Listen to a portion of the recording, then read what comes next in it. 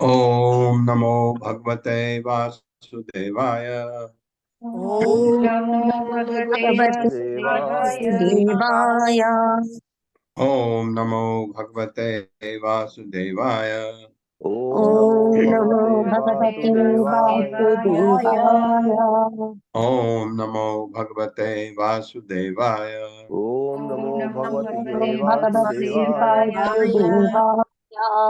ओम नमो भगवते वासुदेवाय। ओम नमो ओम भगवते नमो भगवते वासुदेवाय।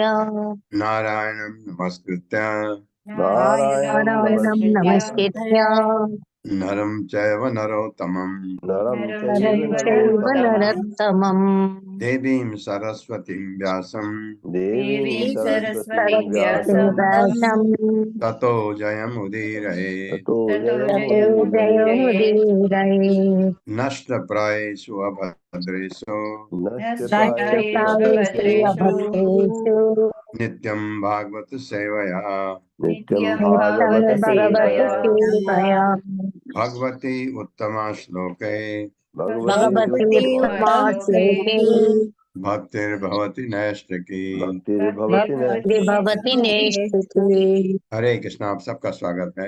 हरे कृष्णा प्रभु जी, प्रभु जी दंडवत का प्रभु शब्द जी। प्रणाम। हरे कृष्ण प्रभु जी, सादर प्रणाम। हरे प्रभु जी कृष्ण हरे पल्लवी माता कृष्ण। जी को पोस्ट बना आ दीजिए। गई? ओके। जी जी, संदीप प्रभु नहीं आए अभी। आज छुट्टी पे हैं प्रभु जी। अच्छा।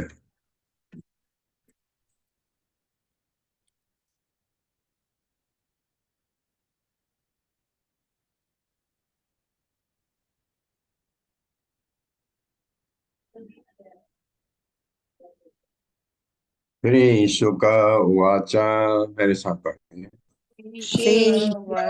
उवाच इति निशाम इति निशाम्यन्त्या इति निशाम्यन्त्या सामयन्त्याः मेरुदेव्या मेरुदेव्याः मेरुदेव्याः पतिम् पतिम् अभिधाय अभिधाय अंतर्दधे अन्तर्दधे भगवान। भगवान्। शब्दार्थ है श्री शुक उवाच। श्री सुखदेव गोस्वामी ने कहा इति इस प्रकार निशाम यंत्या सुनते हुए मेरुदेव्या मेरुदेवी के समक्ष उसके समक्ष बोला भगवान ने, मैं तुम्हारी पत्नी के गर्भ में आऊंगा। पतिम उसके पति को अभिधाय कहकर अंतर्दधे अंतर्धान हो गए भगवान। भगवान मेरे साथ पढ़िए। श्री सुखदेव गोस्वामी ने आगे कहा।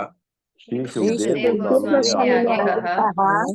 किसको कह रहे हैं सुखदेव गोस्वामी? परीक्षित महाराज जी को। किसको कह रहे हैं? परीक्षित महाराज। परीक्षित महाराज को। सुखदेव गोस्वामी के एक ही है श्रोता, वो है परीक्षित महाराज। और भी हैं वहां ज्ञानी बैठे हुए। जब श्री शुक उवाच आता है, आप समझ जाओ ये बात सुखदेव गोस्वामी परीक्षित महाराज को कह रहे हैं। और अगर मैत्रेय उवाच है तो वो विदुर को। श्री सुखदेव मेरे साथ पढ़िए। श्री सुखदेव गोस्वामी ने आगे कहा। श्री सुखदेव गोस्वामी ने आगे कहा। ऐसा कहकर ऐसा कहकर भगवान अदृश्य हो गए। भगवान अदृश्य हो गए। राजा नाभि की पत्नी मेरु देवी राजा नाभि की पत्नी मेरुदेवी अपने पति के पास ही बैठी थी। अपने पति के पास में ही बैठी थी। फलस्वरूप परमेश्वर ने जो कुछ कहा था परमेश्वर ने जो कुछ कहा था उसे वे सुन रही थी। उसे वे सुन रही थी। हाँ, क्योंकि गर्भ तो माने लेना है, तो कितना कैसा एहसास मेरु देवी को हुआ आप समझ सकते हैं। तात्पर्य माता जी। हरे कृष्ण। पल्लवी माता जी। हरे कृष्ण माता जी। हरे कृष्ण प्रभु जी। तात्पर्य श्रील प्रभुपाद जी द्वारा श्रील प्रभुपाद जी की जय। श्री सुखदेव वैदिक आदेशों के अनुसार पति को अपनी पत्नी के साथ यज्ञ करना चाहिए। सपत्नी को धर्म आचरित धार्मिक कृत्यों को अपनी पत्नी के साथ साथ करना चाहिए। इसलिए महाराज नाभि ने इस महान यज्ञ को अपनी पत्नी सहित संपन्न किया। यहाँ तक भी कहते हैं ये यज्ञ है, जो भी आपके घर में भगवान की पूजा होती है तो दोनों को रहना चाहिए, पति को भी पत्नी को भी। ये यहाँ तक कि हमारे घरों में कहा जाता है तीर्थ स्थान जाते हैं तो पति भी साथ होना चाहिए, या पति गया तो पत्नी भी साथ होनी चाहिए। आजकल थोड़ा असंभव हो गया क्योंकि सब जॉब करते हैं तो किसी को नहीं हो पाता है, लेकिन जहां तक संभव है साथ जाना चाहिए। विश्वास लो पढ़ता हूँ।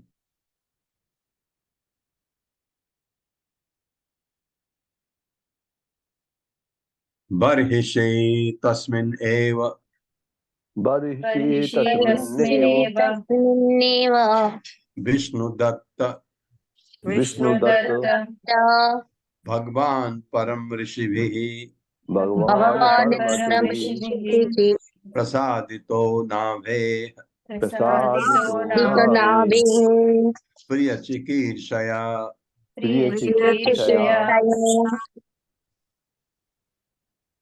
तद अवरोधायने मेरुदेव्यां धर्मान् दर्शयितु कामो वात रसनानां स्मरणानां ऋषीणां ऋषीणाम् नाम ऊर्ध्वमन्थिनाम् ऊर्ध्वमन्थिनाम शुक्लया तनुवा शुक्लया तनुवा अवततार। अवतार तार शब्दार्थ है बरहिसी यज्ञ स्थल में तस्मिन उस एवं इस प्रकार विष्णुदत्त, हे महाराज परीक्षित। अच्छा, विष्णुदत्त भी कहते हैं उनको।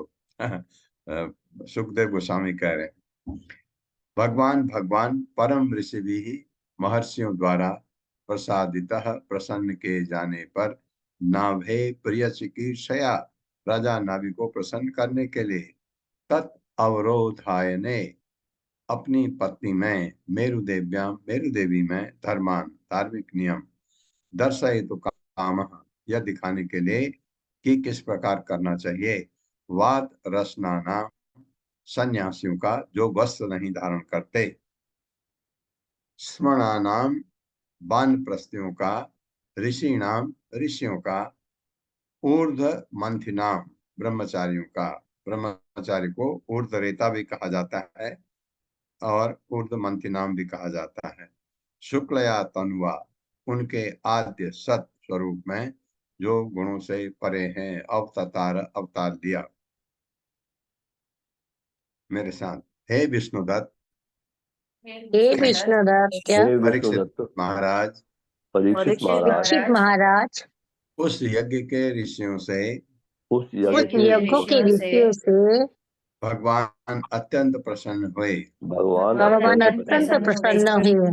फलस्वरूप उन्होंने फलस्वरूप उन्होंने स्वयं धर्म आचरण करके स्वयं धर्माचरण करके दिखलाने दिखलाने यानी ब्रह्मचारी सन्यासी वानप्रस्थ ग्रस्त करते हैं जो, और महाराज नाभि की मनोकामना को और महाराज नाभि की मनोकामना को पूरा करने का निश्चय किया। मनोकामना का पूरा करने का निश्चय किया। अतः वे अपने गुणातीत वे अपने गुणातीत आद्य सत्य रूप में आद्य सत्य रूप में मेरु देवी के पुत्र के रूप में प्रकट हुए। देवी के पुत्रों के रूप में प्रकट हुए। हाँ, जो भी प्रकट हुए भगवान गुणातीत, 3 गुणों से ऊपर, शुद्ध सत्व में, आद्य सत्व कहा है शुद्ध सत्व में, कि अपने मेरुदेव के पुत्र के रूप में प्रकट हुए। नाम था उनका ऋषभदेव। तात्पर्य माता जी। हरे कृष्णा। सोनिया अग्रवाल माता जी।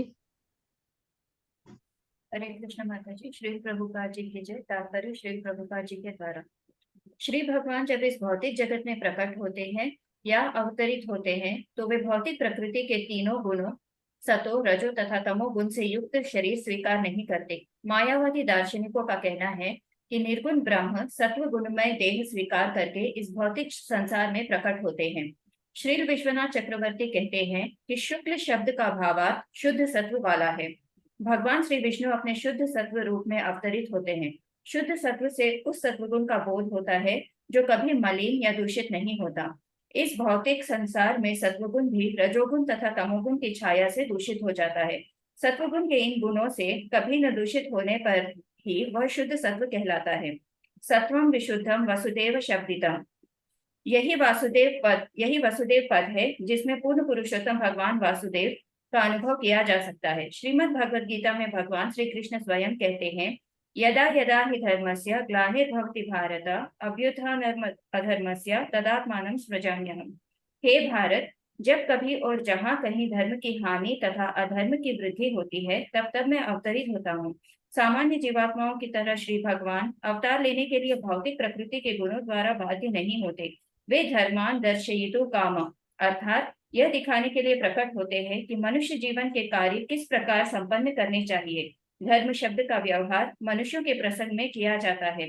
इसका व्यवहार मनुष्यों से निकृष्ट जीवों या पशुओं के लिए नहीं किया जाता। दुर्भाग्यवश मनुष्य कभी कभी ईश्वर से निर्देशित हुए बिना मनमाने धर्म को गढ़ लेते हैं। वास्तव में धर्म मनुष्य द्वारा नहीं बनाया जा सकता। धर्मम तो साक्षात भगवत प्रणीतम, यह श्रीमद् भागवतम।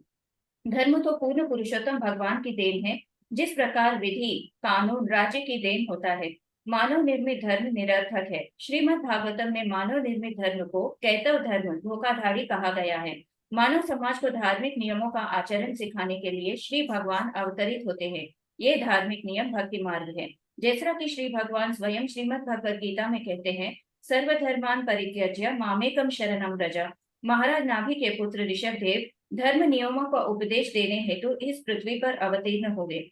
इसकी व्याख्या 5वें स्कंद के 5वें अध्याय में की जाएगी। इस प्रकार श्रीमद् भागवतम के 5वें स्कंद के अंतर्गत महाराज नाभि की पत्नी मेरु देवी की गर्भ से भगवान ऋषभ देव का जन्म नामक तीसरे अध्याय के भक्ति वेदांत तात्पर्य पूर्ण हो गए। हरे कृष्ण प्रभु जी। धन्यवाद माता जी, धन्यवाद। ये बड़ी अच्छी चीज प्रभुपाद ने लिखी है यहाँ, क्या कि जब भगवान अवतरित होते हैं तीनों गुण से ऊपर, शुद्ध सत्व, क्या कहते हैं उसको, वासुदेव अवस्था। वासुदेव अवस्था मतलब भगवान कृष्ण की जो अवस्था है, कौन सी है वो, शुद्ध सत्व की। जब तीन गुणों को आप लाते हैं तो आपको शुद्ध सत्व या वासुदेव अवस्था भी कहा जाता है। और निर्विशेषवादी क्या कहते हैं कि ये जो राम कृष्ण अवतरित हुए यहाँ, ये तीनों गुणों को लेके आए, ये कहते हैं वो। जबकि भगवान का शरीर पूरा दिव्य होता है, वो इस चीज को नहीं मानते। वो कहते हैं वो भी मनुष्य रूप में आए, ऐसा। हालांकि वो मनुष्य का रूप दिखाते हैं भगवान जब आते हैं, अवतरित होते हैं, लेकिन भगवान पूरे दिव्य होते हैं। ये हमारा भक्ति मार्ग ये बताता है। बड़े बड़े आचार्यों ने इसकी पुष्टि की है। प्रभुपाद खुद लिखने के बजाय क्या कहते हैं, विश्वनाथ चक्रवर्ती ठाकुर का कहना है, क्योंकि वो महानतम आचार्य थे, तो उनका कहा हुआ कोट किया, उन्होंने ऐसा कहा है। तो फिर उसके बाद भगवत गीता के श्लोक पढ़ दिए कि यदा यदा हि धर्मस्य ग्लानिर्भवति भारत। ये मुझे एक सेंटेंस और बड़ा अच्छा लगा। हाँ, ये धर्म हम नहीं बना सकते, धर्मम तो साक्षात भगवत प्रणीतम, भागवतम के 6ठे स्कंद में। अभी 6ठे स्कंद में अभी थोड़ा आपके लिए भी टाइम है। तो धर्म तो भगवान की देन है, इसको याद कर लीजिए। धर्मम तो साक्षात भगवत प्रणीतम, भगवान की देन है धर्म, हम नहीं बना सकते, जो भगवान ने कहा है वही। हरे कृष्णा प्रभु जी। हर्षा माता जी का शायद नेटवर्क प्रॉब्लम था, उनको फिर से को होस्ट बना दीजिए। ओके माता।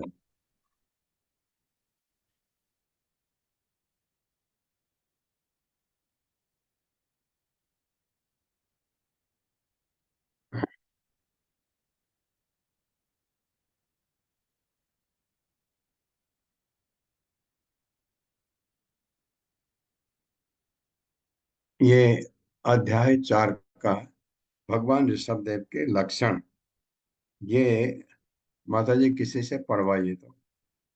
जी प्रभु जी। प्रभु जी नए प्रभु जी, नए अध्याय से पहले प्रभु जी 6 श्लोक का हैं 6 श्लोक का हाँ, पढ़नी है ना पहले। 6 श्लोक का, हाँ 6 श्लोक का, बिल्कुल।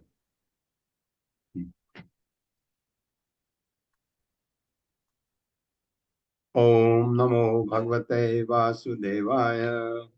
ओम नमो भगवते वासुदेवाय। जन्माद्यस्य यतोऽन्वयात् जन्माद्यस्य जतोऽन्वयात् इतरस्तस्य अर्थेषु अभिज्ञस्वराट् इतरतश्चार्थेष्वपि स्वराट् तेने ब्रह्महृदाय आदिकवये यदि कवये मुह्यन्ति यत्सूर्यः क्रियन्ति यत्सूरयः तेजो वारिमृदां यथा विनिमयो तेजोवारि मृदं विनिमयो यत्र सर्गो अमृषा यत्र तिसर्गोऽयमृषा धाम्ना स्वेन सदा निरस्तकुहकम् सदा निरस्तकुहकम् सत्यं परं धीमहि। सत्यं परं धीमहि। दूसरा श्लोक। धर्मः प्रोजित कैतवो अत्र धर्मोपरिचेत् कैतवो यत्र परमो निर्वत्सराणां सताम् परमो निर्मत्सरां सताम् वेद्यं वास्तवम् अत्र वस्तु वेद्यं वास्तवम् अत्र वस्तु जीवदं तापत्रय उन्मूलनम् तापत्रयोन्मूलनम् श्रीमद्भागवते महामुनिकृते श्रीमद्भागवते महामुनिकृते महामुनिकृते किं वा परैरीश्वरः परेश्वरः ईश्वरः सद्यो हिति अवरुद्धते अत्र हृदि अवरुद्धते यत्र पृथिवीः शुश्रूषुभिः तत्क्षणात् पृथिवीः शुश्रुषुभिः तत्क्षणात् तीसरा निगम कल्पतरोर्गलितं फलम् दुर्गलितं फलम् सुखमुखाद् अमृतद्रव संयुक्तम् सुखमुखात् अमृतद्रव संयुतम् पिबत भागवतं रसमालयम् भागवतं रसमालयम् मुहुर्हो रसिकाः भुवि भावुकाः रसिका भुवि भावुकाः चौथा एते चांस कला पुंसः तेषां सकला पुंसः कृष्णः तु भगवान् स्वयं भगवान् स्वयम् इन्द्रारिव्याकुलं लोकम् इन्द्रादिव्याकुलं लोकम् मृडयन्ति युगे युगे युगे युगे युगे पांचवा जन्म गुह्यं भगवतो गुह्यं भगवतो य एतत् प्रियतो नरः य एतत्प्रयतो नरः सायं प्रातर्गणं भक्त्या सायं पातर्गिणन् भक्त्या दुःखग्रामाद् विमुच्यते। सुग्रामादि विमुच्यते।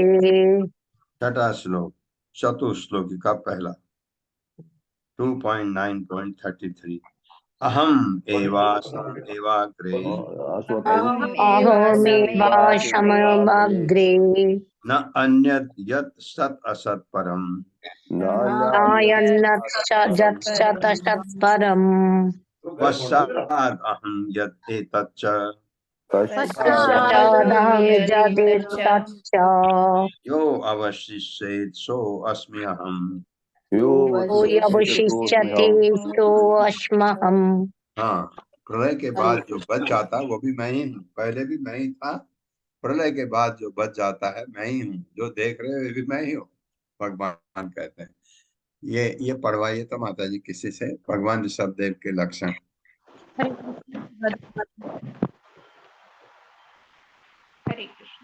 हरे कृष्णा प्रभु जी, दंडवत प्रणाम। श्री प्रभुपाद जी की जय। तात्पर्य श्री प्रभुपाद जी के द्वारा।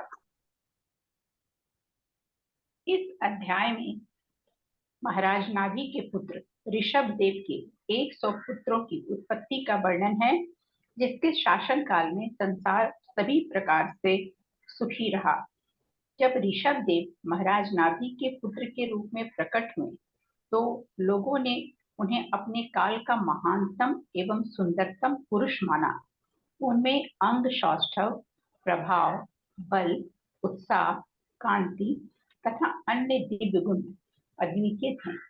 ऋषभ शब्द श्रेष्ठ या परम का सूचक है। महाराज नाभि ने अपने पुत्र के अद्वितीय गुणों के कारण ही उनका नाम ऋषभ अथवा सर्वश्रेष्ठ रखा। उनका प्रभाव अनुपम था। यद्यपि जब वर्षा का अभाव हो गया था, किंतु ऋषभ देव ने वर्षा के स्वामी स्वर्ग के राजा इंद्र की परवाह नहीं की। अपनी ही सामर्थ्य से उन्होंने प्रचुर वर्षा से अजनाब को ढक दिया। ऋषभ देव को पुत्र रूप में पाकर राजा नाभि बड़ी ही सावधानी से उनका पालन करने लगे। तत्पश्चात उन्हें राज्य भार सौंप कर वे गृहस्थ जीवन से विरक्त हो गए और बद्रिकाश्रम में रहकर पूरी तरह से भगवान वासुदेव की उपासना में लग गए।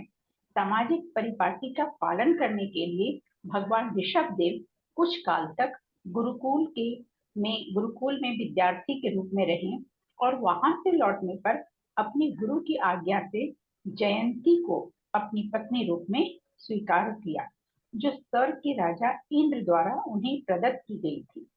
जयंती से उनके 100 पुत्र उत्पन्न हुए। इनमें से सबसे ज्येष्ठ पुत्र का नाम भरत था। महाराज भरत के शासन काल से यह लोक भारतवर्ष कहलाया। ऋषभ देव के शेष पुत्रों में कुशावर्त, किलावर्त, ब्रह्मावर्त, मलय, केतु, भद्रसेन, इंद्रस्त्रिक, विदर्भ तथा किकट प्रमुख थे। अन्य पुत्रों के नाम कवि, हंति, अंतरिक्ष, प्रबुद्ध, पिपलायन, आविहोत्र, द्रुमिल, चमस तथा करभाजन थे। ये 9 पुत्र राजकाज न करके भगवत के धार्मिक आदेशों का पालन करते हुए कृष्ण भावनामृत के साधु प्रचारक बन गए। इन सब के लक्षणों तथा कार्यों का वर्णन श्रीमद् भागवत के 11वें स्कंद में कुरुक्षेत्र में वासुदेव और नारद के वार्तालाप के समय हुआ। जनता को शिक्षा देने के लिए ऋषभ देव ने अनेक यज्ञ किए और अपने पुत्रों को जनता पर शासन करना सिखाया। हरे कृष्णा माता जी, हरे कृष्णा प्रभु जी, बहुत बहुत धन्यवाद। इनके ऋषभ देव के 100 पुत्र थे। सबसे बड़े पुत्र का नाम भरत था, जिनके बारे में हमने भगवत गीता में भी पढ़ा, जिनसे गलती हुई थी कि मृग के बच्चे से आसक्ति हो गई थी उनको, तो इसलिए मृग का शरीर धारण करना पड़ा। लेकिन भगवान के बहुत अच्छे भक्त थे, इसलिए भगवान ने मत्तः स्मृति ज्ञानम अपोहनम च स्मृति दे दी उनको, ताकि उनको ये पता लगे कि पिछले जन्म में मेरे से क्या गलती हुई। तो ये करके हुआ ये उनका भरत पुत्र। उसके बाद 9 पुत्रों का जो वर्णन किया गया है, ये योगी बने। ये 9 पुत्र जिनको ये कोई भौतिक जगत से कोई लेना देना नहीं था। और इसके बाद और जो पुत्र हुए उन्होंने शासन वगैरह किया, उनको दिया होगा राज्य इन्होंने, भगवान ऋषभ देव ने। तो ऐसा है। रीता कठुरिया माता जी, हरे कृष्णा प्रभु जी। ये श्लोक बोलिए। पढ़िए, श्री शुक वाचा पढ़िए, धीरे धीरे पढ़िए। अगर कहीं दिक्कत हो नीचे देख लीजिए शब्दार्थ। जी प्रभु जी। श्री शुको वाच श्री शुक वाचा वाचा अथाह तम उत्पत्त्या उत्पत्त्या एव अभिव्यज्यमान अभिव्यज्यमाना भगवत लक्ष्मण भगवल्लक्षणम् साम्य उपशम साम्योपशम् वैराग्ये ऐश्वर्यम् महाविभूतिः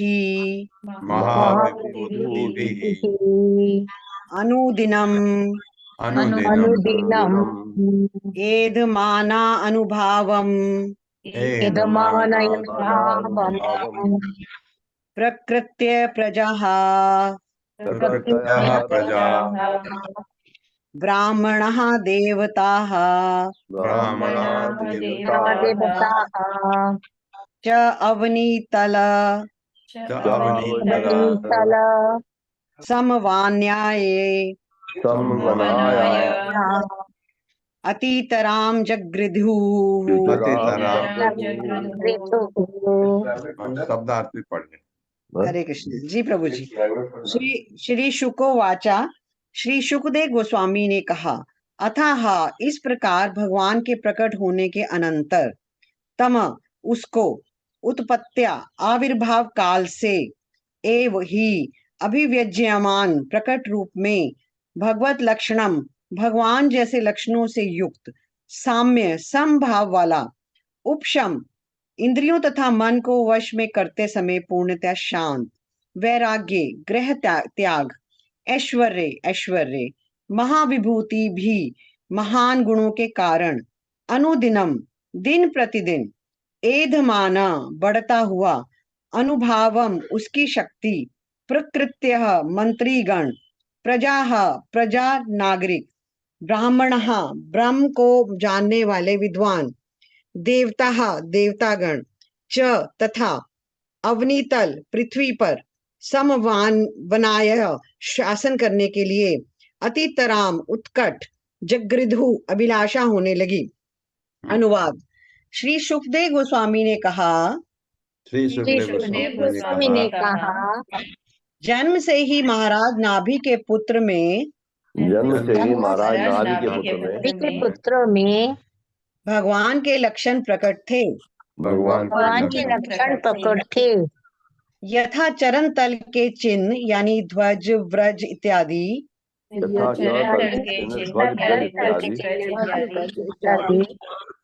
यह पुत्र सबों के साथ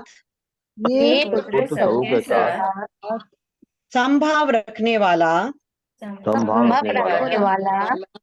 और अत्यंत शांत स्वभाव का था। यह अपनी इंद्रियों तथा मन को वश में कर सकता था और परम ऐश्वर्यमान होने के कारण उसे भौतिक सुख की लिप्सा नहीं थी। इन समस्त गुणों से संपन्न होने के कारण महाराज नाभि का पुत्र दिनों दिन शक्तिशाली बनता गया। फलतः समस्त नागरिकों, विद्वान ब्राह्मणों, देवताओं तथा मंत्रियों ने चाहा कि ऋषभदेव महाराज पृथ्वी के शासक बने। तात्पर्य माता जी, तात्पर्य। जी हाँ, श्रीला प्रभुपाद की जय। तात्पर्य श्रीला प्रभुपाद ये माता जी पढ़वाएंगे। ठीक है, सुशील प्रभु जी। धन्यवाद। हरे कृष्णा माता जी, हरे कृष्णा प्रभु जी, दंडवत प्रणाम। तात्पर्य श्रील प्रभुपाद द्वारा श्रील प्रभुपाद की जय। आजकल साधारण अवतार होने लगे हैं, अतः अवतार में प्राप्त शारीरिक लक्षणों को ध्यान से देखना रोचक होगा। ये देखा गया था कि भगवान ऋषभदेव के पैरों में जन्म से ही दिव्य चिन्ह अथवा अर्थात ध्वजा, वज्र, कमल इत्यादि, माता जी ने बहुत अच्छा बताया था, पैरों में चिन्ह का अंकित थे। इसके अतिरिक्त ज्यों-ज्यों वो बढ़ने लगा उसकी ख्याति फैलने लगी। वो संभाव रखने वाला था। उसने ना तो किसी एक का पक्ष लिया और ना ही किसी की उपेक्षा की। ईश्वर के अवतार को 6 ऐश्वर्यों से युक्त होना चाहिए। ये हैं धन, बल, ज्ञान, सौंदर्य, यश तथा त्याग। कहा जाता है कि भगवान ऋषभदेव सभी ऐश्वर्यों से युक्त होकर भी भौतिक सुख में तनिक भी आसक्त नहीं थे। वे आत्म संयमी थे, इसलिए सभी उन्हें चाहते थे। उनके अपूर्व गुणों के कारण सभी चाहते थे कि वे पृथ्वी पर राज्य करें। ईश्वर के अवतार को अनुभवी लोग शास्त्रों में वर्णित लक्षणों द्वारा स्वीकार करते हैं। अवतार की स्वीकृति कभी भी अल्पज्ञ लोगों की चाटुकारू से नहीं होती। हरे कृष्ण प्रभु जी, हरे कृष्ण। हरे कृष्ण। ये सिफारिश से नहीं होता जैसे आजकल होता है, नहीं। ये शासक वो होना चाहिए जो बिल्कुल निष्पक्ष हो और समभाव रखता हो, किसी को न तो किसी को फेवर करता हो, किसी को डिसफेवर करता हो, ऐसा नहीं होना चाहिए। तो ऐसे थे भगवान ऋषभदेव। तो जनता ने चाहा यही शासक बने। जैसे आपने पढ़ा पहले पृथु महाराज के लिए, पृथु महाराज को जनता इतना प्यार करती थी क्योंकि उन्होंने जनता के लिए बहुत कुछ किया। तो इसी तरह से भगवान ऋषभदेव को भी जनता बहुत प्यार करती थी। ये दूसरा श्लोक सोनिया अग्रवाल माता जी, श्लोक, शब्दार्थ और अनुवाद ये पढ़िए। श्री प्रभु जी, हरे कृष्ण। तस्य वा इत्थं वर्षमना तस्य वा वा इत्थं इतं वर्षं न वरीयसा बृहच्छलोकेन वरीयसा वरीयसा बृहत्सलोकेन बृहत्श्लोकेन चौजसा बलेन श्रिया यशसा चौदशा बलेन श्रिया यशसा वीर्यशौर्याभ्यां च पिता वीर्यशौर्याभ्यां च पिता ऋषभ इतीदं नाम चकार ऋषभतीतं नाम प्रकाशकार। तस्य उनके वा निश्चय ही इत्थम इस प्रकार वर्षमना रंग रूप से वरीयसा श्रेष्ठ बृहत श्लोकेन कवियों द्वारा वर्णित समस्त उत्तम गुणों से अलंकृत च भी ओजसा शौर्य से बलेन बल से श्रिया सुंदरता से यशसा यश से वीर्य शौर्याभ्याम प्रभाव तथा वीरता से च तथा पिता महाराज नाभि ने ऋषभ श्रेष्ठ इति इस प्रकार इदम यह नाम चकार रखा।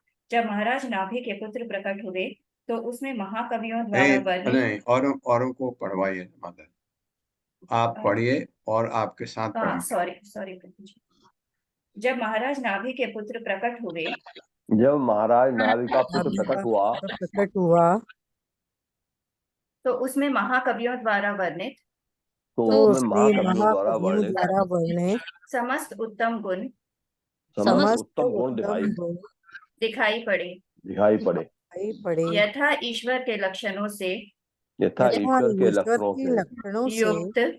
युक्त सुगठित शरीर शौर्य बल सुंदरता नाम यश प्रभाव तथा उत्साह। जब उनके पिता महाराज नाभि ने इन समस्त गुणों को देखा तो उसे मनुष्यों में श्रेष्ठतम अथवा सर्वश्रेष्ठ व्यक्ति मानकर उसका नाम ऋषभ रख दिया। ऋषभ का मतलब ही सर्वश्रेष्ठ होता है। और राजा में ये गुण, शरीर सुगठित होना चाहिए क्योंकि राजा को युद्ध भी करना पड़ता है, शौर्य है, बल है, सुंदरता, नाम है, यश, प्रभाव, उत्साह, एंथुजियास्टिक होना चाहिए राजा। ये सब गुण थे, इसलिए नाभि ने पुत्र का नाम ऋषभ रखा। ऋषभ मतलब सर्वश्रेष्ठ। तात्पर्य माता जी। हरे कृष्णा। रीटा पंडित माता जी। हरे कृष्णा प्रभु जी, हरे कृष्णा माता जी, प्रणाम। श्रील प्रभुपाद की जय। तात्पर्य श्रील प्रभुपाद द्वारा किसी को ईश्वर या उसका अवतार मानने के पूर्व उसके शरीर में ईश्वर के लक्षण देखने चाहिए। महाराज नाभि के असाधारण रूप से शक्तिशाली पुत्र में समस्त लक्षण पाए गए थे। उसका शरीर सुगठित था और वह समस्त दिव्य गुणों से संपन्न था। वह प्रभावशाली था और अपने मन तथा इंद्रियों को वश में करने वाला था। फलस्वरूप उसका नाम ऋषभ रख दिया गया है, जिससे यह सूचित होता है कि वह सर्वश्रेष्ठ मनुष्य था। हरे कृष्ण प्रभु जी। ये जो आपने पढ़ा इसमें से सबसे बड़ी बात क्या है? इंद्रियों को वश में करने वाला है, जिसकी मन कंट्रोल में है, मतलब देहात्म बुद्धि कंट्रोल में है। देहात्म बुद्धि उनकी शुद्ध हो चुकी है। तो मन जो है, मैं कहीं पढ़ रहा था, मन को कंट्रोल करने के बहुत तरीके हैं। आपने देखा ध्यान योग है, जिसमें आप अब आधी आंख खोल करके नाक की नोक पर आप भगवान के किसी रूप को पर अपना ध्यान एकत्रित करते हैं। और दूसरा है जो भगवान ने अर्जुन को कहा है कि अभ्यासेन तो कौन्तेय वैराग्येण च गृह्यते। बहुत कठिन है। भगवान ने माना कि मन को कंट्रोल करना बहुत कठिन है, लेकिन उचित अभ्यास तथा वैराग्य से इसको कंट्रोल किया जा सकता है। तीसरा मैं आपको बता रहा हूं, अगर आपकी देहात्म बुद्धि शुद्ध हो जाए, क्योंकि मन को अगर बुद्धि कुछ कहे, मन मना नहीं कर सकता। अगर बुद्धि कहे मन को, अरे चल भगवान की सेवा में लग जा, तो मन ना नहीं कह सकता। तो इसलिए मैं किसी को पढ़ा मैंने, ये भी बात है, क्योंकि आपने देखा इंद्रियां वो 5 के 5 कंट्रोल में होती हैं मन के। मन लीडर है इंद्रियों का, और जब ये मन गड़बड़ करने लगता है और उसको समझ नहीं आता है इसको कैसे प्राप्त किया जाए, तो वो बुद्धि की मदद लेता है। तो बुद्धि के अंडर में है मन, ऐसा समझिए। तो मन अगर हमारा बुद्धि अगर हमारी, देहात्म बुद्धि जो है हमारी, ये अगर शुद्ध हो जाए तो मन कंट्रोल में हो सकता है। ये चीजें। तीसरा श्लोक, अशोक प्रभु, श्लोक शब्दार्थ एंड भावार्थ। हरे कृष्ण प्रभु जी। धन्यवाद प्रणाम। यस्य हीन्द्र स्पर्धमानो भगवान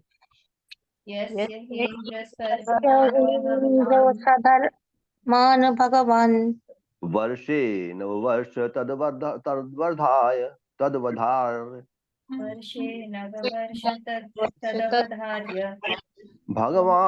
भगवान ऋषभदेवो योगेश्वरः भगवान ऋषभदेव योगेश्वरः परस्यात्मयोग मायया प्रहिष्यत्मयोग मायया स्ववर्ष मजनाभम नामाभिवर्षत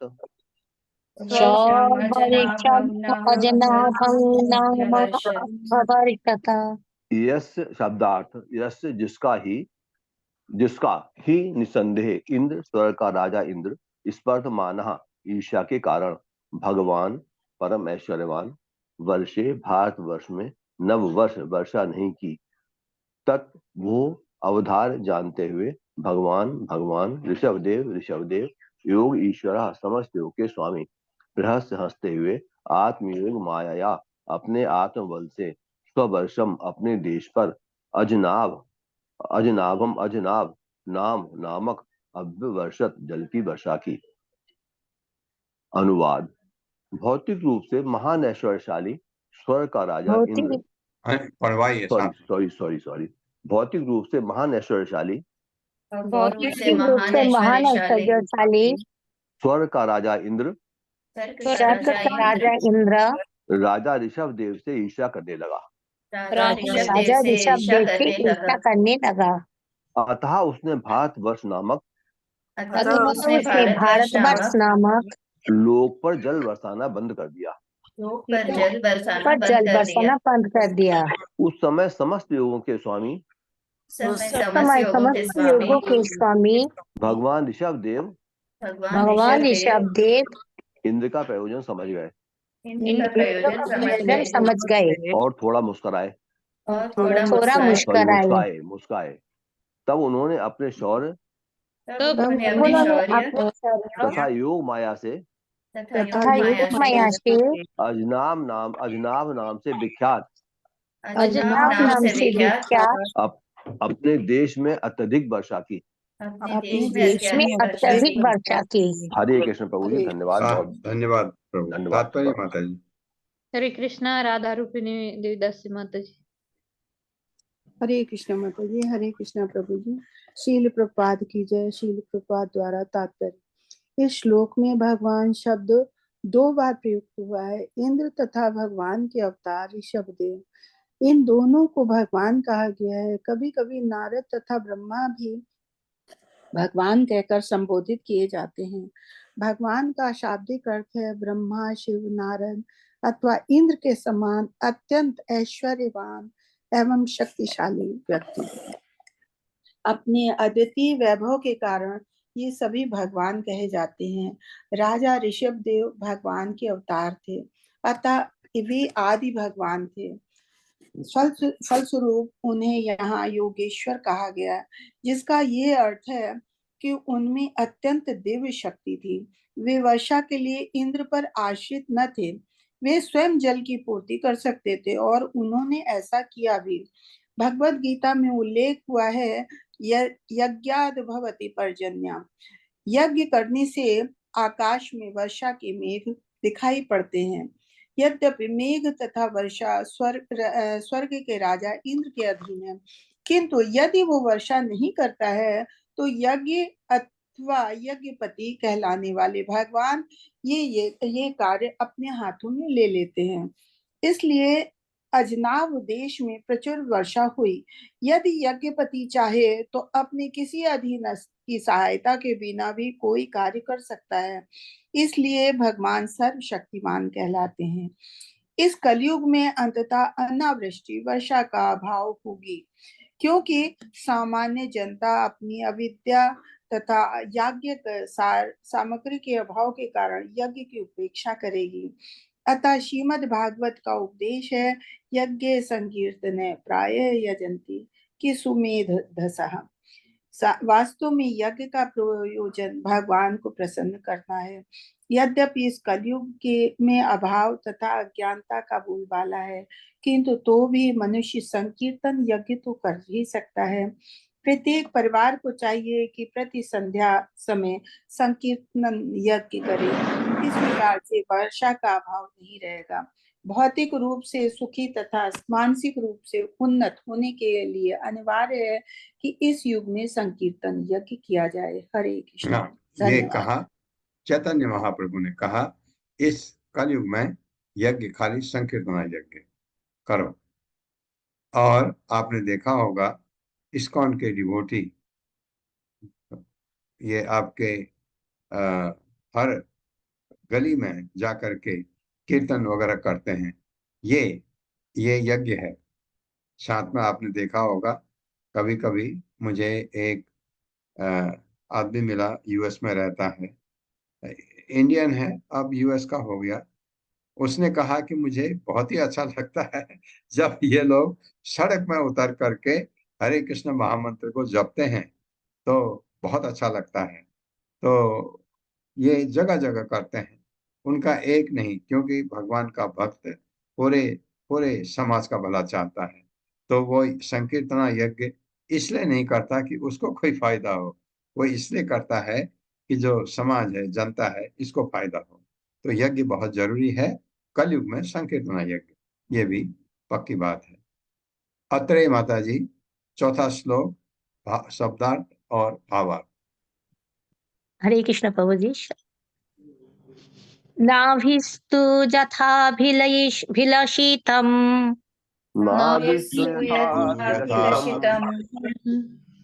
सुप्रजस्तम् अवरुद्ध्याति प्रमुदभरविह्वलो गद्गदक्षरया गिराश्वैरं गृहीत नरलोक सधर्मं भगवन्तं पुरुषं माया विलसितं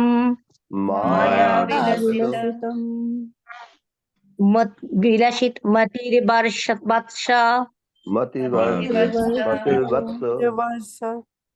तातेति क्षय अनुरागम पलालयन् वित्तिमुपगतः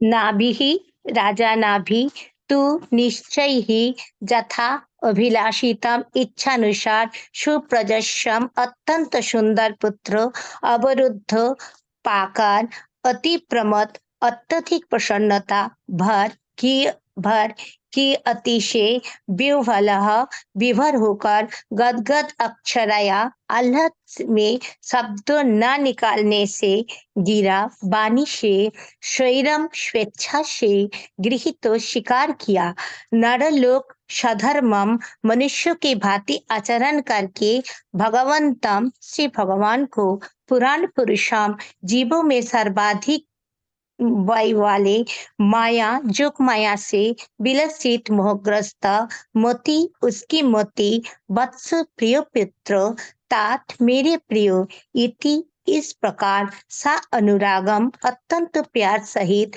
उपलालयन लालन पालन करते हुए परम दिव्य निर्भीतम आनंद उपगत प्राप्त किया। अपनी इच्छा अनुसार अपनी इच्छा अनुसार इच्छा अनुसार श्रेष्ठ पुत्र पाकर श्रेष्ठ पुत्र पाकर राजा नाभि सदैव राजा नाभि दिव्य आनंद के कारण दिव्य आनंद के कारण विह्वल विहल और पुत्रों के प्रति अत्यंत वत्सल हो उठे। पुत्र के प्रति अत्यंत वत्सल हो उठे। अत्यंत वत्सल हो उठे।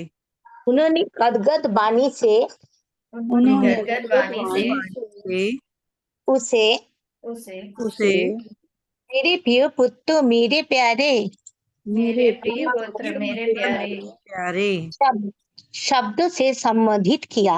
शब्दों से संबोधित किया। संबोधित किया। ऐसी बुद्धि जोगमाया से उत्पन्न हुई ऐसी बुद्धि योग माया से उत्पन्न हुई जिसके कारण उन्होंने परमपिता भगवान को परमपिता भगवान को अपने पुत्रों के रूप में स्वीकार किया। अपने पुत्र रूप में स्वीकार किया। ईश्वर भी अपनी परम इच्छा के कारण ईश्वर भी अपनी परम इच्छा के कारण उनके पुत्र बने और सबके साथ ऐसा व्यवहार किया और सबके साथ ऐसा व्यवहार किया जैसे वे कोई सामान्य मनुष्य हो। जैसे कोई सामान्य मनुष्य हो।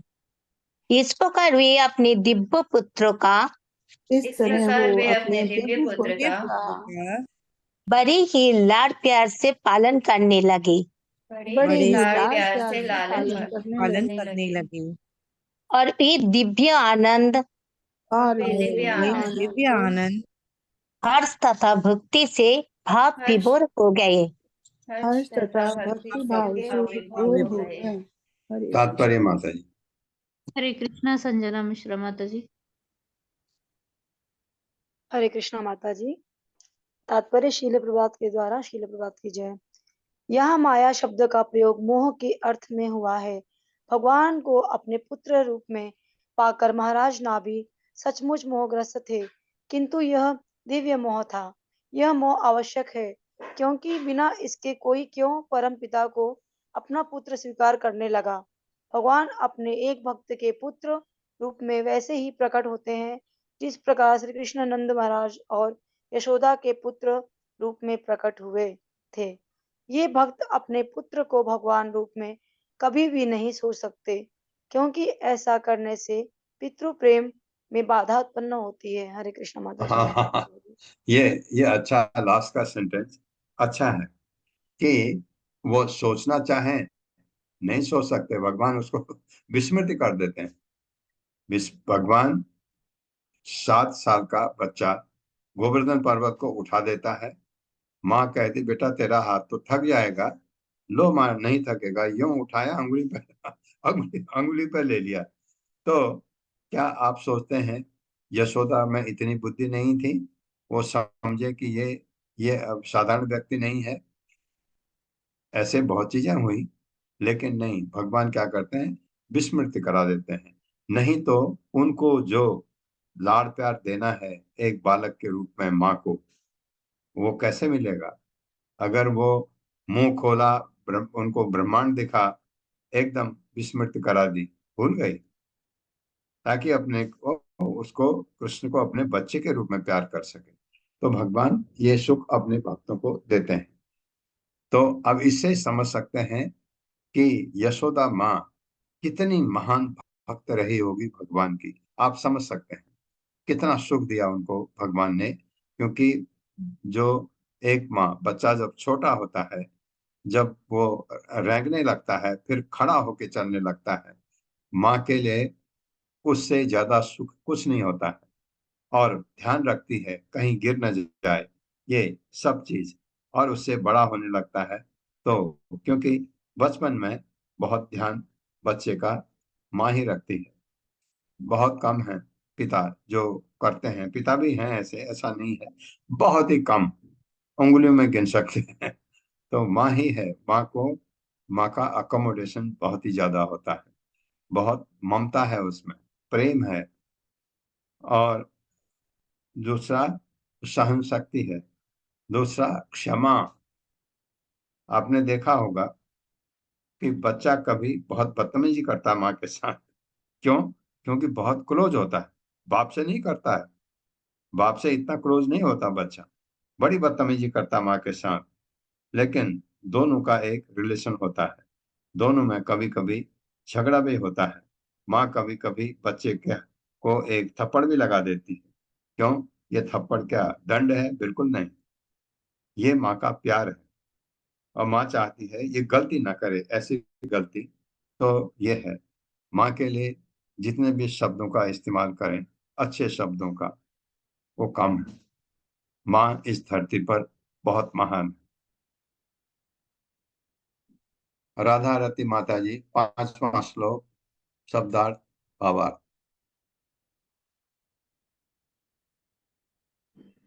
हरे कृष्णा रश्मि माता जी। प्रभु जी नहीं है शायद वो। नहीं है? कोई किसी और को दे दो। जी जी प्रभु जी। अरुणी देवी दासी माता जी। हरे कृष्णा। हरे कृष्णा माता जी। पढ़िए आप माता, पढ़िए। जी आपको पढ़ने में दिक्कत हो तो शब्दार्थ में से देख लीजिए, मदद दे जी लीजिए। जी जी प्रभु जी। विदितानुरागम विदितानु कृति अपार विदितानुरागमापूर्य प्रकृति जनपदः राजानाभि आत्मजम् जनपदो जनपदो राजा राजानाभिरात्मजम् समय सेतु रक्षायाम् अभिषिच्य समय सेतु रक्षायामभिषिच्य ब्राह्मणेषु उपनिधाय सः ब्राह्मणेषु उपनिधाय सः मेरुदेव्या मेरुदेवी विशालायाम् मेरुदेव्या विशालायाम् प्रसन्न निपुणेन तपसा समाधियोगेन प्रसन्न निपुणेन तपसा समाधियोगेन नर नारायण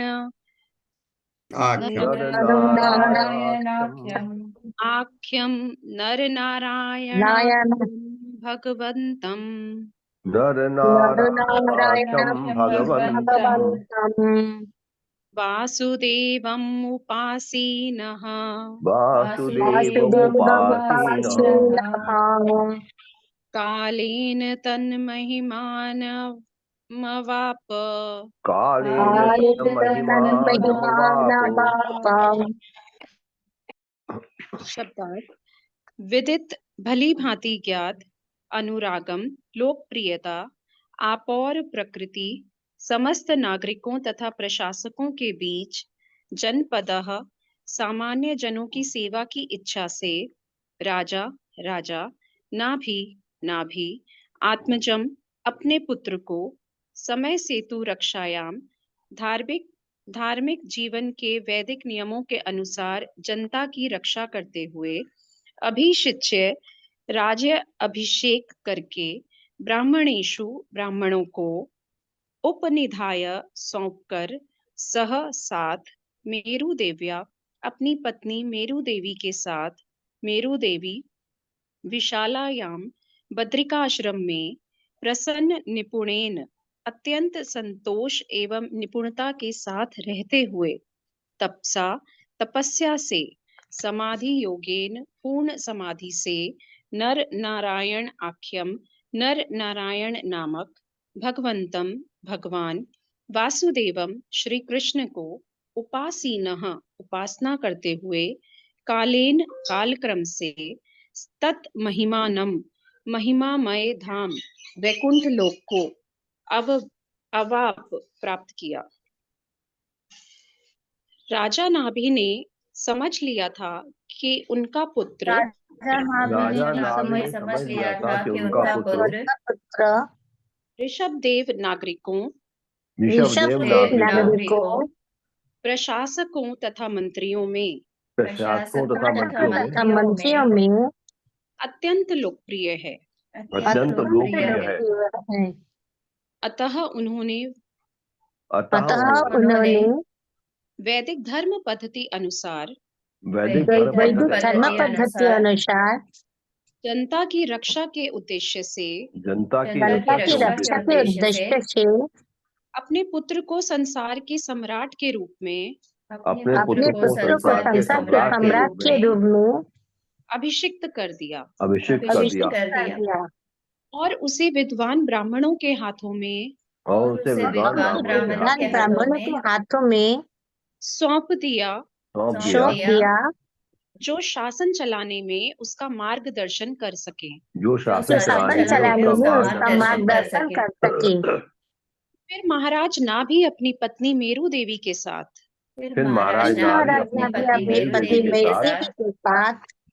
हिमालय पर्वत स्थित बद्रिका आश्रम में गए और वहां पर अत्यंत प्रसन्नता पूर्वक एवं निपुणता के साथ तपस्या में लग गए। पूर्ण समाधि में उन्होंने कृष्ण के ही अंशरूप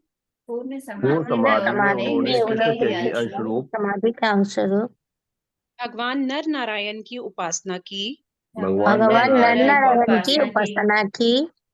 अतः कालक्रम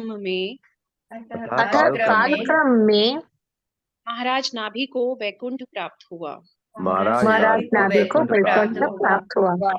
धन्यवाद प्रभु जी, दंडवत प्रणाम। हरे कृष्ण माता जी। तात्पर्य माता जी।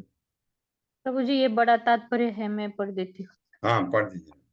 तात्पर्य श्रील प्रभुपाद जी द्वारा। प्रभुपाद जी की जय। जब महाराज नाभि ने देखा कि जनता तथा राज्य अधिकारियों के बीच उनका पुत्र ऋषभदेव अत्यंत लोकप्रिय हो गया है, तो उन्होंने उसे राज्य सिंहासन पर आसीन करने का निश्चय किया। साथ ही वे अपने पुत्र को बुद्धिमान ब्राह्मणों के हाथों में सौंपना चाहते थे। इसका तात्पर्य यह हुआ कि राजा को बुद्धिमान ब्राह्मणों की देखरेख में वैदिक नियमों के अनुसार राज्य करना होता था, जिससे वे मनुस्मृति तथा इसी प्रकार के वैदिक शास्त्रों के अनुसार सलाह दे सके। राजा का यह कर्तव्य है कि वह वैदिक नियमों के अनुसार शासन चलाए। वैदिक नियमों के अनुसार समाज 4 वर्गों में विभाजित है: ब्राह्मण, क्षत्रिय, वैश्य तथा शूद्र। चातुर्वर्ण्यम मया सृष्टम गुण कर्म विभागशः। समाज को इस प्रकार विभाजित करने के बाद यह राजा का कर्तव्य है कि वह यह देखे कि प्रत्येक व्यक्ति अपने वर्ण जाति के अनुसार वैदिक नियमों का पालन करे। ब्राह्मण को चाहिए कि वह जनता को ठगे बिना ब्राह्मण का कर्तव्य निभाए। बिना योग्यता के किसी को ब्राह्मण कहलाने का अधिकार नहीं है। यह राजा का कर्तव्य है कि वह देखे कि प्रत्येक व्यक्ति वैदिक नियमानुसार अपना व्यावसायिक कर्तव्य निभाए। साथ ही जीवन के अंत समय में वैराग्य अनिवार्य है। महाराज नाभि राजा रहते हुए भी गृहस्थ जीवन से विरक्त हो गए और अपने पत्नी के साथ हिमालय बद्रिकाश्रम चले गए, जहाँ नर नारायण विग्रह की उपासना की जाती है। प्रसन्न निपुणेन तपसा शब्दों से सूचित होता है कि राजा ने अत्यंत प्रसन्नता पूर्वक तथा पटुता के साथ सभी प्रकार की तपस्याएं की। सम्राट होते हुए भी अपने सुविधामय जीवन का परित्याग करने में उन्हें कोई कठिनाई नहीं हुई। बद्रिकाश्रम में कठिन तपस्या करते हुए भी वे परम प्रसन्न थे और सारा कार्य दक्षता पूर्वक करते रहे। इस प्रकार कृष्ण भावनामृत यानी समाधि योग में पूर्ण निमग्न रहकर और सतत वासुदेव कृष्ण का ध्यान करते हुए महाराज नाभि ने जीवन के अंतिम काल में सफलता प्राप्त की और वैकुंठ लोक को भेज दिए गए। यही वैदिक जीवन पद्धति है। मनुष्य को जन्म मृत्यु के चक्र से छूटकर घर लौट जाना चाहिए, अर्थात वापस चला जाना चाहिए, भगवान के धाम जाना है।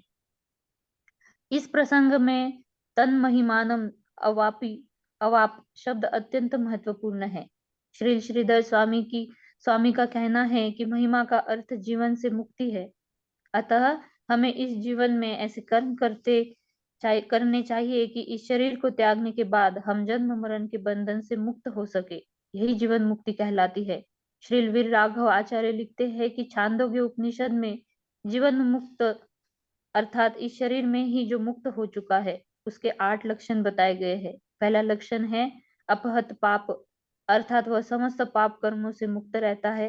जब तक मनुष्य माया के चंगुल में रहता है वह पाप कर्म में लगा रहता है। भगवत गीता में ऐसे मनुष्य को दुष्कृति न कहा गया है, जिसका अर्थ है कि सदैव पाप कर्म में रत रहते हैं। जो जीवन मुक्त है वह कभी पाप नहीं करता। व्यभिचार, मद्यपान, मांसाहार तथा द्यूत क्रीड़ा ये ही पाप कर्म है। जीवन मुक्त मनुष्य का दूसरा लक्षण है विजर, अर्थात उसे वृद्धावस्था के कष्ट नहीं भोगने पड़ते। तृतीय लक्षण है विमृत्यु, अर्थात वह मनुष्य जो अपने आप को इस प्रकार तैयार करता है कि वह आगे कोई शरीर धारण नहीं करता, क्योंकि इनकी मृत्यु होनी ही है। दूसरे शब्दों में वह जन्म मरण के चक्र से छूट जाता है। चतुर्थ लक्षण है विशोक, अर्थात वह भौतिक शोक तथा हर्ष के प्रति उदासीन रहता है। पंचम लक्ष्य विजिगत्स, जिसका अर्थ है कि उसे भौतिक सुख की कामना नहीं रहती। षष्टम लक्षण अपिपाता, अर्थात वह अपने परम प्रिय ईश्वर श्री कृष्ण की भक्ति के अतिरिक्त और कुछ नहीं करना चाहता। सप्तम लक्षण है सत्य काम, जिसका अर्थ है कि उसकी समस्त आकांक्षाएं परम सत्य श्री कृष्ण की ओर उन्मुख होती है। वह सत्य संकल्प होता है। उसकी समस्त कामनाओं को पूरा करने वाले श्री कृष्ण है।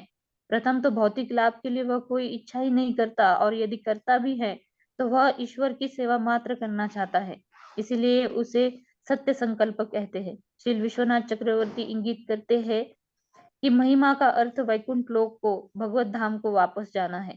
श्री सुखदेव का कथन है कि महिमा का अर्थ है कि भक्त भगवान के गुणों को प्राप्त कर लेता है। इसे सधर्म अर्थात समगुण कहते हैं।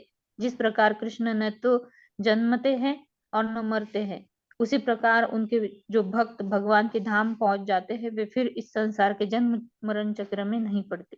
हरे कृष्ण प्रभु। हरे कृष्णा माता जी, बहुत धन्यवाद। बहुत ही अच्छा तात्पर्य लिखा है प्रभुपाद ने कि ये इतने गुण उसमें आ जाते हैं और भगवान की भक्ति करते हैं। जहां आपने आपने भगवत प्रेम जागृत हो गया, जहां जो भक्ति के 9 सोपान हैं, आखिरी क्या है? आत्मनिवेदनम। कब होता है वो? जब आपका भगवान से प्रेम हो जाता है। आप देखते हैं, आप जब भौतिक जगत में भी आप प्रेम करते हैं अपने बेटे से, अपने बेटी से, अगर बेटी कहती है माँ ये मुझे दे दे, मुझे चाहिए, माँ 1 सेकंड भी नहीं सोचती है, ले। बेटा कहता है माँ ये थोड़ा मुझे दे दे, ले। ये ऐसा ऐसा क्योंकि प्रेम है, आपका प्रेम है उनके। हालांकि ये प्रेम भौतिक प्रेम है, ये इसको प्रेम नहीं कहा जाता, इसको कहते हैं आपका अटैचमेंट। माँ बाप का अटैचमेंट बच्चों के साथ, बच्चों का अटैचमेंट माँ बाप के साथ, जब तक वो बड़े नहीं होते हैं। बड़े हुए तो उनका अटैचमेंट अपनी पत्नी के साथ, अपने बच्चों के साथ, और माँ बाप जो है वो बैकफुट पर वो पीछे चले जाते हैं। ये संसार का नियम है, ऐसा नहीं।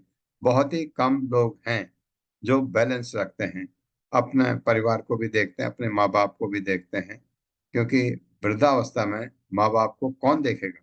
ये सोचिए आप, अगर बच्चे नहीं देखें तो उनका जीवन बड़ा दुर्लभ हो जाता है, वो कठिन हो जाता है। तो ये इसमें तात्पर्य में प्रभुपाद ने बहुत ही अच्छा लिखा है। तो इतने गुण बताए उनमें जो भगवत भक्ति में लग जाता है। तो एक चीज, दूसरा चीज मैं आपको बताता हूँ कि बद्रिकाश्रम में कौन सी नदी बहती है? किसी को पता है बद्रिकाश्रम में कौन सी नदी बहती है? शारदा नदी। नहीं, प्रभु जी, सुना अलकनंदा। अलकनंदा। हाँ। अलकनंदा बहती है, ऊपर से आती है।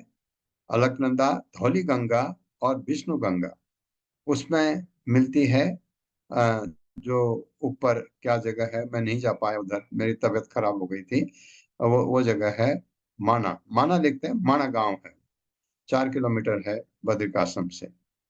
तो वहां से 3 नदियां मिल करके भी ये रहती है अलकनंदा। फिर नीचे आती है नंद प्रयाग में नंदाकिनी मिलती है, तो भी ये आ, तो भी ये अलकनंदा रहती है। इसके बाद नीचे कर्णप्रयाग में पिंडर मिलती है इसमें एक नदी, तब भी अलकनंदा रहती है। क्यों ऐसा? क्योंकि अलकनंदा बड़ी है। जब दो नदियां मिलती हैं, बड़ी नदी का नाम रहता है, छोटी नदी का नाम लुप्त हो जाता है। उसके बाद ये नीचे आती है रुद्रप्रयाग में। रुद्रप्रयाग में अलकनंदा और मंदाकिनी का संगम है, तो ये नदी आगे बढ़ती है। फिर देवप्रयाग में ये इसके साथ आपके गंगोत्री है ना, गंगोत्री, तो गंगोत्री इसमें मिलती है, ये गंगा बन जाती है। इसके नाम होते हैं अलग अलग। ओम अज्ञान तो बद्रिकाश्रम, मैं क्यों पूछ रहा था। बद्रिकाश्रम बहुत ठंडी जगह है, क्योंकि ये करीब करीब आपके 10,000 फीट, 9 और 10 के बीच में ये सारे यमुनोत्री, गंगोत्री और बद्रिकाश्रम इस हाइट पर हैं। और वहाँ अभी आपने सुना होगा कि अभी कुछ दिनों में दिवाली के बाद कपाट बंद हो जाते हैं वहां से, और भगवान वहां से इनको लोग नीचे ले आते हैं। तो वहां ठंड में जब ये भक्ति कर रहे हैं, ये क्या करते होंगे मुझे नहीं पता, वो भी प्रसन्न रहे। बद्रिकाश्रम में इतना वातावरण रहा होगा पहले भक्ति का, क्योंकि जितने भी ध्रुव महाराज भी वहीं गए, सारे लोग जो जाते हैं वानप्रस्थ जब लेते हैं, ये जाते हैं भक्ति के लिए, घर त्याग करके तो बद्रिकाश्रम की तरफ जाते थे। और बद्रिकाश्रम जाने में पहले तो सड़क तो थी नहीं, पैदल रास्ता था। और मेरी माँ बताती थी कि जो उस यात्रा में जाते थे पहले, क्योंकि कोई रास्ते में कोई दुकान नहीं, कुछ नहीं, तो 4-5 लोग साथ जाते थे, खाने का सामान बीच में कहीं पर पकाए ऐसे, और ऐसे घर वाले विदा करते थे जैसे कि यह अब आएंगे ही नहीं, क्योंकि कोई भरोसा नहीं हुआ वापस भी आएंगे नहीं आएंगे। तो जितने गए, 4 लोग गए, हो सकता है एक ही वापस आए। इतनी कठिन तपस्या, इतनी कठिन था, पैदल मार्ग था बद्रिकाश्रम के लिए। तो इतना वहां पर भगवान बद्री नारायण हैं, नर नारायण के रूप में, भगवान कृष्ण का ही अंश है। तो उद्धव को भगवान ने कहा तुम वहां जाओ, तो वहां उद्धव भी हैं और अर्जुन भी हैं, नर के रूप में, नर नारायण के रूप में अर्जुन। और दाएं तरफ भगवान के कुबेर कुबेर कुबेर तो देवता हैं, ये क्यों है पता नहीं, बट वहां ऐसे है बद्रिकाश्रम में। ओम अज्ञान तिमिरान्धस्य ज्ञानांजन शलाकया चक्षुरुन्मिलितं तस्मै श्री गुरुवे नमः। नमः विष्णुपादाय कृष्णप्रेष्ठाय भूतले श्रीमते भक्तिवेदांत स्वामिनिति नामिने। नमस्ते सारस्वती देवे गौरवाणी प्रचारिणे निर्विशेष शून्यवादी पाश्चात्य देश तारिणे। जय हो श्री कृष्ण चैतन्य प्रभु नित्यानंद, श्री अद्वैत गदाधर शिवासादि गौर भक्त वृंद। हरे कृष्णा कृष्ण कृष्णा हरे हरे, हरे राम राम राम हरे हरे।